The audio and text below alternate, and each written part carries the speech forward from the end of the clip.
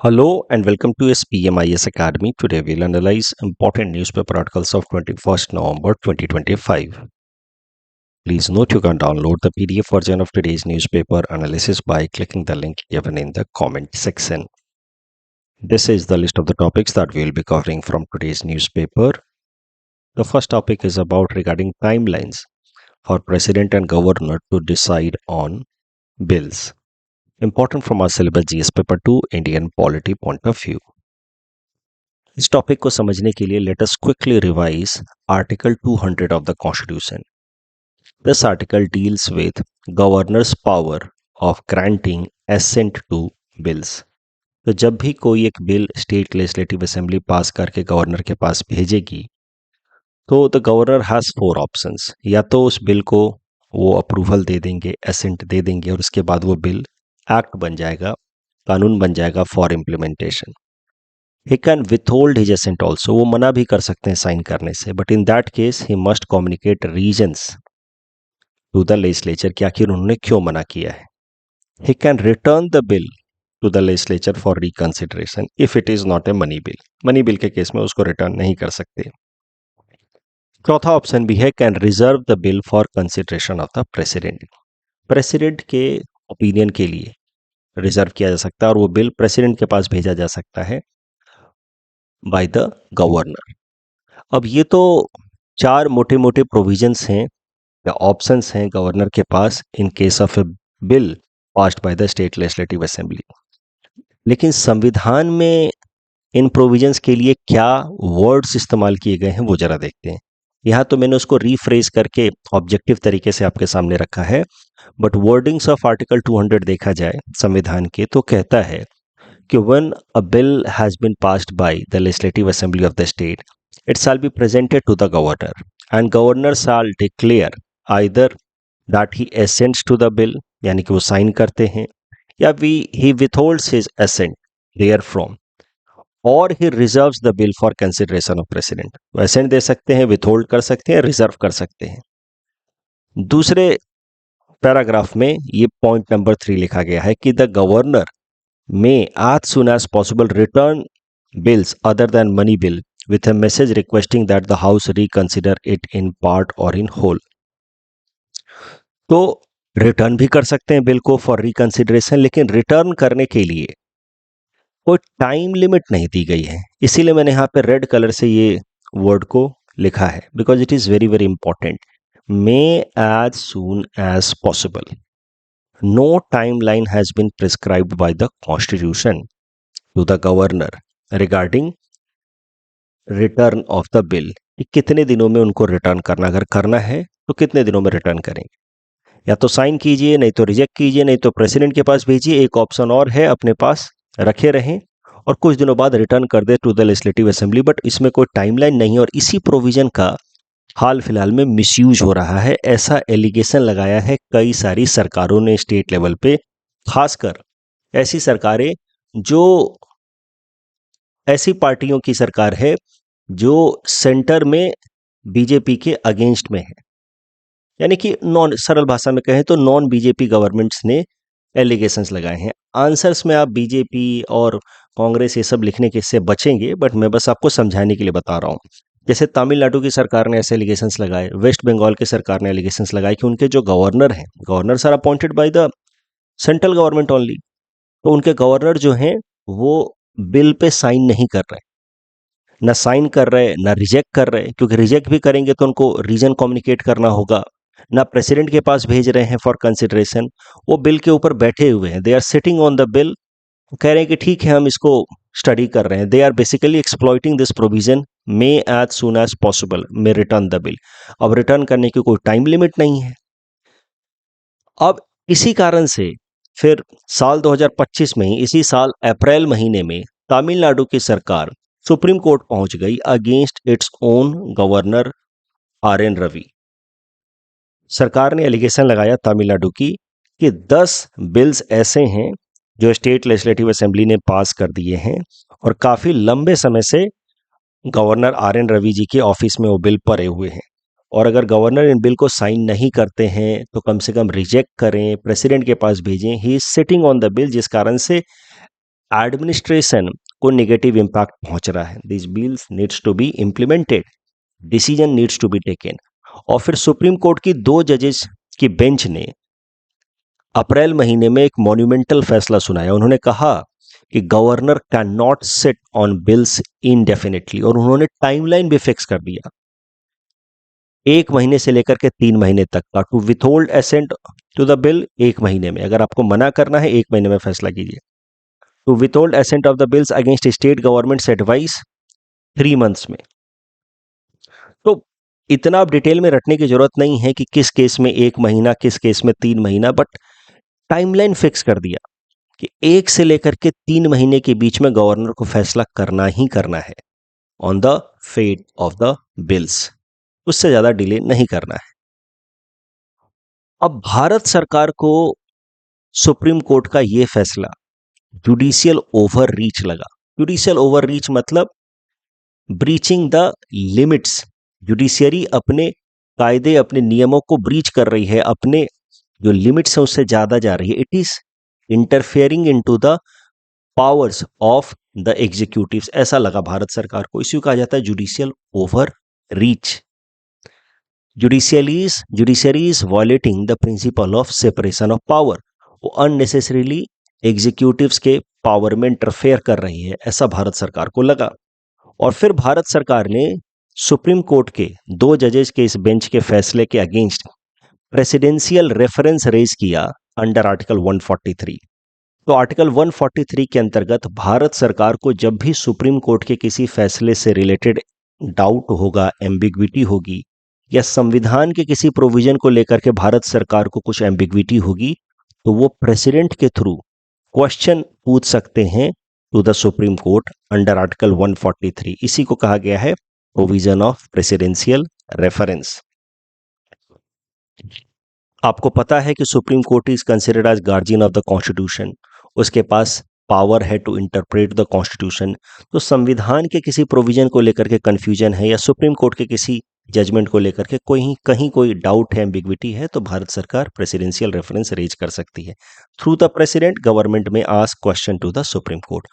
और भारत सरकार ने सुप्रीम कोर्ट के इस अप्रैल महीने वाले फैसले के अगेंस्ट 14 क्वेश्चंस रेज किए। 14 क्वेश्चंस वेयर रेज्ड, अलग अलग क्वेश्चन। उसमें मेन कंसर्न यही था कि क्या संविधान में ऐसा लिखा गया है, what are the constitutional options before the governor when bill is presented to him under article 200।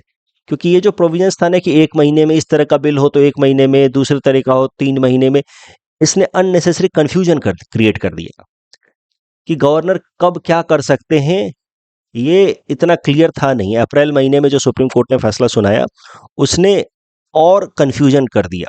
मोटा मोटा ये समझ आया कि 1 से 3 महीने के बीच में फैसला करना है गवर्नर को, लेकिन किस केस में 1 महीना, किस केस में 3 महीना, वो क्लैरिटी नहीं थी। तो भारत सरकार ने 14 अलग अलग तरह के क्वेश्चंस रेज किए। मेन यही था इन 14 क्वेश्चंस में समझना कि आखिर गवर्नर के पास क्या ऑप्शंस हैं when a bill is presented to him. Sign करना है तो कितने दिन में करना है, रिजेक्ट करना है तो कितने दिन में करना है, इन सब चीजों को लेकर के उन्होंने क्लैरिटी सीख करते हुए 14 क्वेश्चंस रेज किए। और अब जाकर के कल के दिन सुप्रीम कोर्ट ने वापस से इस अपने फैसले को रिकंसिडर किया है। जो अप्रैल महीने में 2 जजेस की बेंच ने फैसला सुनाया था उसको रिवर्स करते हुए अब 5 जजेस की बेंच ऑफ सुप्रीम कोर्ट, 5 जजेस की कॉन्स्टिट्यूशनल बेंच, जब भी संविधान के किसी प्रोविजन पे इंटरप्रिटेशन की जरूरत होती है तो कम से कम 5 जजेस की बेंच बैठती है सुप्रीम कोर्ट में, उसको कहा जाता है कॉन्स्टिट्यूशनल बेंच। कॉन्स्टिट्यूशनल बेंच मतलब कॉन्स्टिट्यूशन से रिलेटेड किसी प्रोविजन पे इंटरप्रिटेशन चाहिए, उसमें मिनिमम 5 जजेस तो चाहिए ही चाहिए। तो 5 जजेस की constitution bench of supreme court ने अपने अप्रैल महीने के फैसले को रिवर्स कर दिया है और उन्होंने कहा है कि there is no specific time limit for the president और governors to decide on bill. हाँ, प्रोलॉन्ग्ड या अनएक्सप्लेन्ड या इनडेफिनिट डिले नहीं होना चाहिए, गवर्नर को अनड्यूली डिले नहीं करना चाहिए, बट ऐसे स्थिति में जुडिशरी के पास बड़े लिमिटेड ऑप्शंस रहेंगे। Judiciary case to case basis पे मैंडेमस डायरेक्ट कर सकती है, मतलब एक आदेश दे सकती है इनडायरेक्टली टू द गवर्नर कि आप इस पर्टिकुलर बिल को रीजनेबल टाइम लिमिट में क्लियर करें, इस पे आप फैसला लें। तो ऐसा कोई specific objective timeline 1 month to 3 month वाला प्रोविजन को सुप्रीम कोर्ट ने रिवोक कर दिया है। अब गवर्नर्स के ऊपर या प्रेसिडेंट के ऊपर कोई लिमिटेशन नहीं है कि उनको 3 महीने के अंदर बिल के ऊपर फैसला लेना ही है, क्योंकि जब गवर्नर के ऊपर सवाल उठा, सुप्रीम कोर्ट ने उठाया कि 3 महीने तक करना है, तो naturally the same would apply to the president also, कि अब उनको भी 3 महीने के अंदर करना है। तो भारत सरकार ने यह भी प्रश्न पूछा कि अगर गवर्नर के लिए 3 महीने का टाइम लिमिट है तो क्या प्रेसिडेंट के लिए भी है? सुप्रीम कोर्ट ने क्लैरिफाई किया कि नो, गवर्नर या प्रेसिडेंट्स के लिए कोई टाइम लिमिट नहीं है to decide on the bill put in front of them. लेकिन हाँ, इन सम केसेस जब अनड्यू डिले हो तो हो सकता है कि जुडिशियरी एक मैंडेबस पास करते हुए, यानी कि एक ऑर्डर पास करते हुए गवर्नर को कह सकती है कि please act with in a reasonable time limit. तो जुडिशियरी एट मैक्स किसी किसी केस में गवर्नर को कह सकती है कि इस पर्टिकुलर बिल पे आप थोड़ा जल्दी फैसला लें, बट वो ये नहीं कह सकती कि आप क्या फैसला लें, आपको साइन करना ही है या नहीं करना है। The judiciary can not dictate the outcome, it just can release a mandamus asking the governor to take decision in a given reasonable time frame। तो ओवरऑल कोई ऑब्जेक्टिव या यूनिवर्सल टाइम फ्रेम नहीं रहेगा 1 से 3 महीने का, लेकिन किसी किसी केस में जुडिशरी कैन रिक्वेस्ट या release an order through mandamus to the governor. Supreme court ने यह फैसला सुनाया है उसके कॉन्स्टिट्यूशनल बेंच ने principle of separation of power को ध्यान में रखते हुए कि सरकार के 3 विंग्स होते हैं, जुडिशियरी, एग्जीक्यूटिव एंड लेजिस्लेचर। तीनों के अपने अपने पावर एंड फंक्शंस हैं। लेजिस्लेचर का काम है कानून बनाना, एग्जीक्यूटिव्स का काम है कानून को इम्प्लीमेंट करना, और जुडिशियरी का काम है एडजुडिकेट करना, कि अगर कोई कानून को तोड़ता है तो उसको सजा सुनाना। प्लस जुडिशियरी, हायर जुडिशियरी जैसे कि supreme court and high court का काम ये भी है कि इंश्योर करें कि कॉन्स्टिट्यूशनल प्रोविजंस फॉलो हो रहे हैं। अब तीनों के अपने अपने काम हैं और तीनों विंग को एक दूसरे के काम में अननेसेसरीली इंटरफेयर नहीं करना चाहिए। तो कहीं ना कहीं सुप्रीम कोर्ट ने इनडायरेक्टली माना कि उनका जो अप्रैल वाला फैसला था 2 जजेज बेंच ने जो सुनाया था, वो कहीं ना कहीं जुडिशियल ओवररीच था, undue interference in the function of executive था। और अब जुडिशरी ने एक जुडिशियल रिस्ट्रेंट दिखाते हुए, अपने ऊपर लिमिट दिखाते हुए, अपनी उस अप्रैल महीने के फैसले को चेंज कर दिया है। जो 14 क्वेश्चंस पूछे गए थे वो एक बार आप पढ़ सकते हैं, यहाँ पे मैंने दिया हुआ है, बट उनमें से जो इंपॉर्टेंट क्वेश्चंस थे उनकी मैंने अलग से समरी दे दी है और उस पर सुप्रीम कोर्ट का ओपिनियन भी यहाँ दे दिया है। जैसे एक सवाल था, should judiciary impose timeline on governor and president? ये तो हमने ऑलरेडी डिस्कस कर लिया। सुप्रीम कोर्ट ने कहा no, imposing timelines interfere with the constitutional discretion of the governor and president. उनके पास डिस्क्रिशनरी पावर है to decide on the bill और उसमें हम टाइमलाइन इम्पोज नहीं करेंगे। भारत सरकार ने यह भी पूछा था इन 14 क्वेश्चंस में कि what options does governor have when a bill is presented? उनके पास जब बिल रखा जाएगा तो क्या क्या ऑप्शंस हैं? सुप्रीम कोर्ट ने कहा वो साइन कर सकते हैं, रिटर्न कर सकते हैं if it is not a money bill, reserve it for the president's consideration, he can not indefinitely delay. Indefinitely delay नहीं करना है, लेकिन हाँ, इस पे सुप्रीम कोर्ट ने कोई टाइमलाइन भी नहीं दिया है।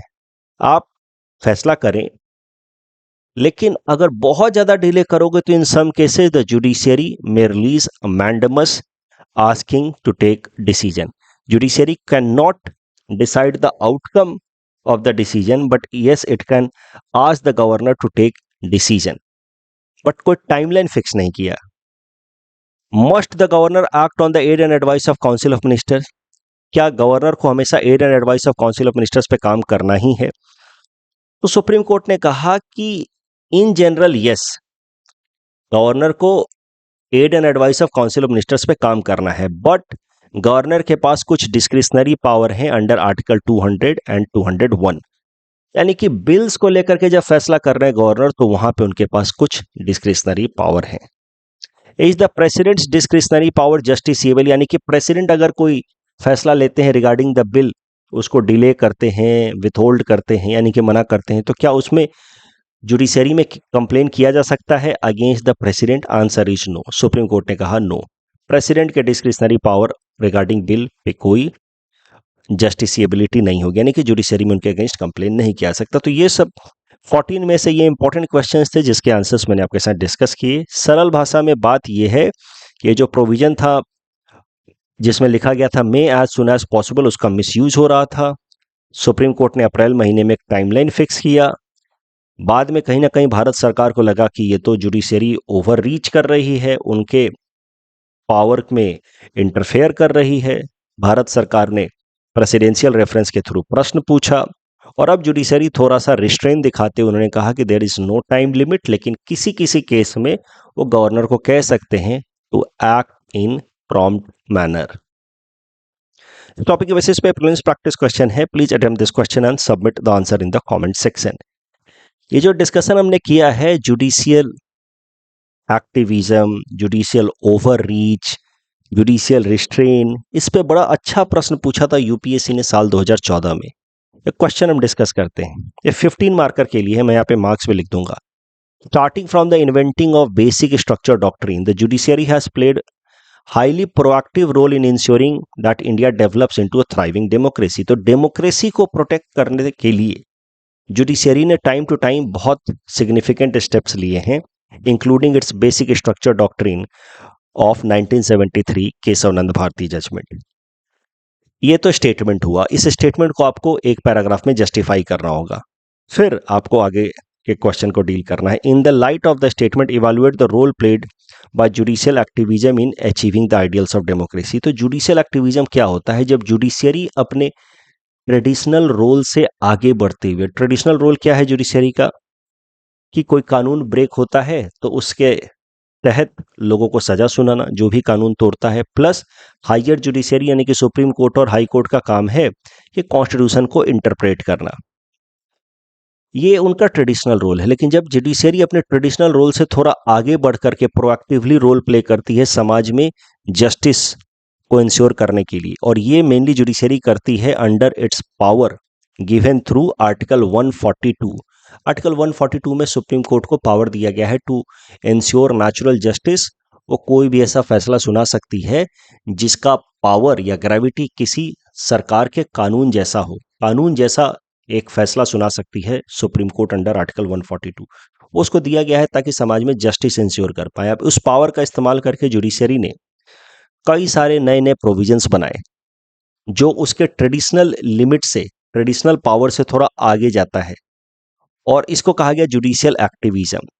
जैसे कि आर्टिकल 21 का dynamic interpretation, right to privacy is a fundamental right, public interest litigation का कॉन्सेप्ट लिया। लेकिन जब जुडिशियल एक्टिविज्म ज्यादा हो जाता है और judiciary very active, very very active हो जाती है या बहुत ज्यादा प्रोएक्टिव हो जाती है, तो sometimes what happens, it starts interfering into the power and functions of the other wings of the government, that is executives and legislature. जैसे इस केस में देखा गया, उन्होंने एग्जीक्यूटिव्स, गवर्नर के ऊपर एक सीवियर लिमिटेशन लगा दिया कि आपको 3 महीने के अंदर फैसला सुनाना है। तो judicial activism when stretched beyond a particular limit can be considered as judicial overreach। अपने ट्रेडिशनल पावर या फंक्शन से आप आगे बढ़ करके समाज में जस्टिस करने के लिए जब तक काम कर रहे हैं तब तक एक्टिविज्म है, लेकिन अब आप जब बाकी विंग्स ऑफ द गवर्नमेंट के कामकाज में इंटरफेयर करने लगते हैं, उनके पावर्स पे रिस्ट्रिक्शन लगाने लगते हैं, यानी कि आप principal of separation of power को जब आप वायलेट करने लगते हैं, तो जुडिशियल एक्टिविज्म को कहा जा सकता है जुडिशियल ओवररीच। उससे बचना है, ऐसा आपको इस आर्टिकल में लिखना है, इस आंसर के डिस्कशन में लिखना है। तो इस तरीके से आई होप ये आप आंसर आराम से लिख सकते हैं। If needed read the hints also.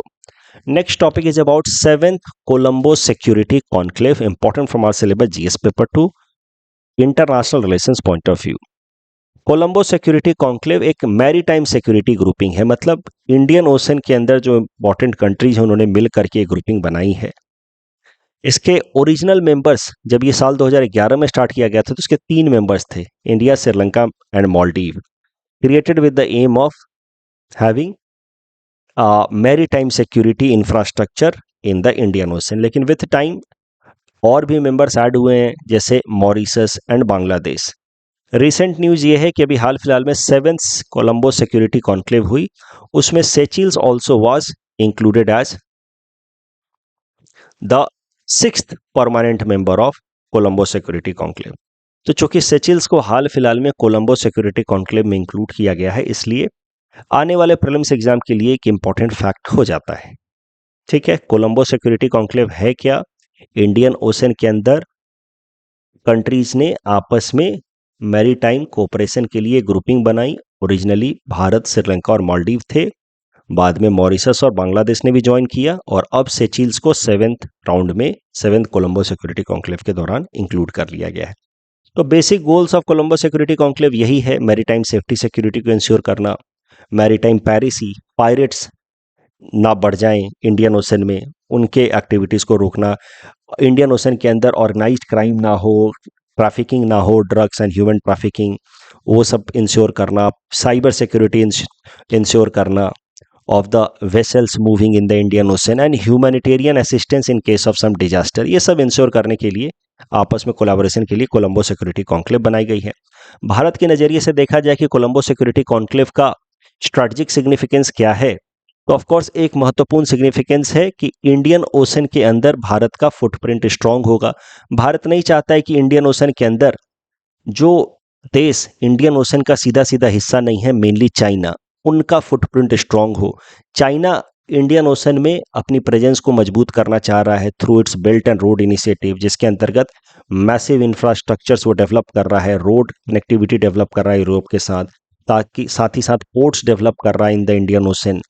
उन पोर्ट्स के अंतर्गत it is also trying to encircle India, जिसको नाम दिया गया है स्ट्रिंग ऑफ पर्ल्स। तो भारत नहीं चाहता कि स्ट्रिंग ऑफ पर्ल्स जैसी स्ट्रैटेजी, जिसमें चाइना प्रोएक्टिवली पोर्ट डेवलप कर रहा है इंडियन ओशन में, वो ज़्यादा सक्सेसफुल हो। इस कारण से भारत खुद इंडियन ओशन कंट्रीज के साथ ज़्यादा कोलैबोरेशन करना चाहता है, ताकि चाइना का इन्फ्लुएंस कम हो। तो that is the strategic goal of India.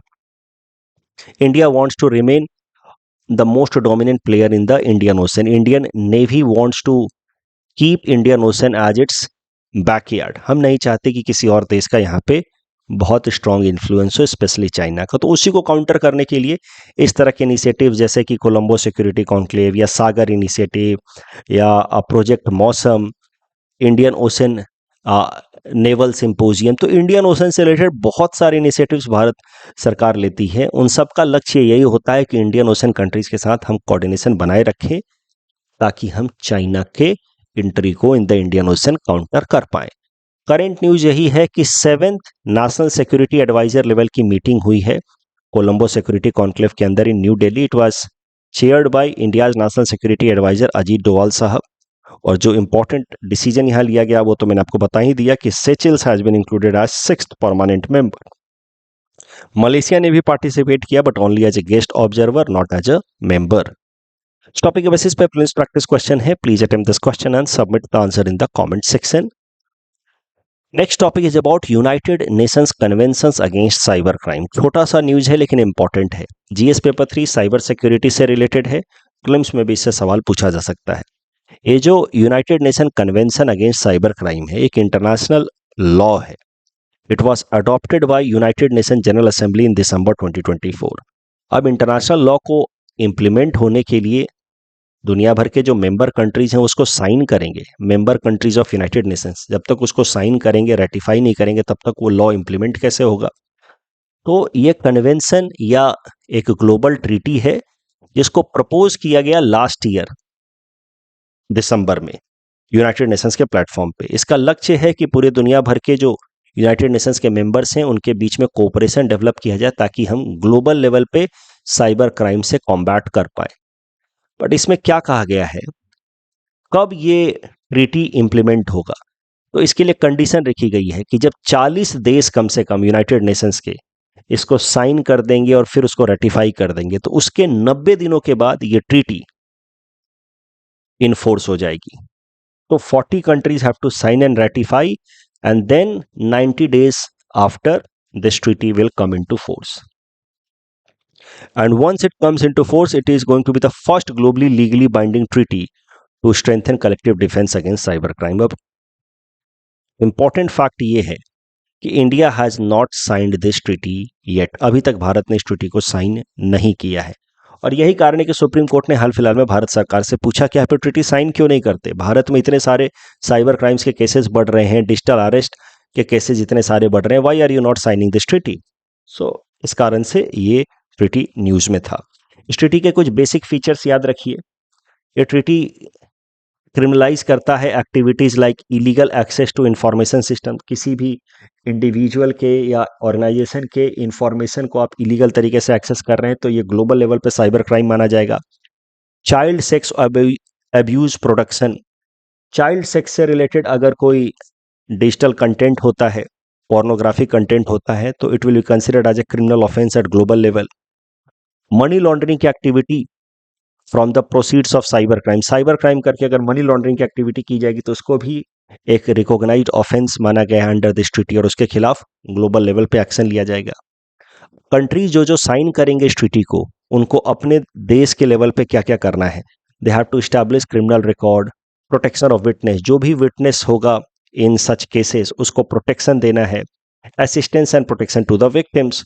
तो ये सब कुछ बेसिक प्रोविजंस हैं इस इंटरनेशनल कन्वेंशन के जो यूनाइटेड नेशंस में प्रपोज किया गया against cyber crime. India is yet to be part of this treaty. इस टॉपिक के बेसिस पे ये प्रीलिम्स प्रैक्टिस क्वेश्चन है। Please attend this question and submit the answer in the comment section. Eurasian economic union, ये topic कुछ दिनों से news में था but I could not cover it. पिछले 4-5 दिनों पहले ये न्यूज में था, लेकिन इंपॉर्टेंट है, प्रीलिम्स में सीधा सीधा सवाल आ सकता है। सबसे पहले समझते हैं यूरेशियन इकोनॉमिक यूनियन है क्या। ये एक 5 देशों की इकोनॉमिक यूनियन है, नाम से ही समझ आ रहा है यूरेशियन इकोनॉमिक यूनियन। तो एक इकोनॉमिक यूनियन है। इकोनॉमिक यूनियन जब भी कोई देश, कुछ देश आपस में मिलकर के बनाते हैं, that means they have signed an agreement, economic agreement amongst themselves guaranteeing free movement of goods, services, capital and labour. तो यूरेशिया यानी कि यूरोप और एशिया को मिला करके कुछ ऐसे देश हैं जिन्होंने मिल करके ये इकोनॉमिक यूनियन साइन किया है। 5 यूरेशियन देश हैं। देखिए, यूरोप और एशिया अगर आप देखें तो कॉन्टिनेंट तो कंजॉइंट ही है, एक साथ ही हैं। तो कभी कभार यूरोप और एशिया को मिला करके शब्द इस्तेमाल कर दिया जाता है यूरेशिया। तो यूरोप और एशिया से टोटल 5 देशों ने मिलकर के आपस में इकोनॉमिक यूनियन एग्रीमेंट साइन किया है, और उसके तहत जो ग्रुप बना है उसका नाम है यूरेशियन इकोनॉमिक यूनियन। जो 5 देश हैं वो हैं Armenia, Belarus, Kazakhstan, Kyrgyzstan and Russia. They have signed Europe Economic Union agreement amongst themselves, and this group as a result of this agreement is known as Eurasian Economic Union.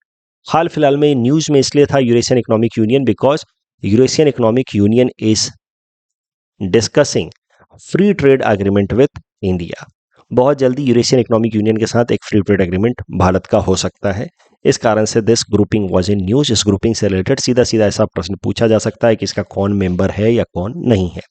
सो ये practice question है। Please attend this question and submit the answer in the comment section. All toilet organization से related बस दूसरा statement सही है। पहला तो सीधा सीधा मैंने बताया था, it is not part of United Nations, agency नहीं है। और ये फंड कहाँ से लाएगा, सो यहाँ पे आपको थोड़ा गेस करना था। तीसरा स्टेटमेंट गलत हो जाता तो correct answer would be 2 only. या तो दोनों सही है, natural and organic farming. CRISPR system में सेकंड स्टेटमेंट यहाँ जाकर गलत हो जाता है, that it has not got any formal recognition. इसको आईसीआर ने पेटेंट दे दिया है।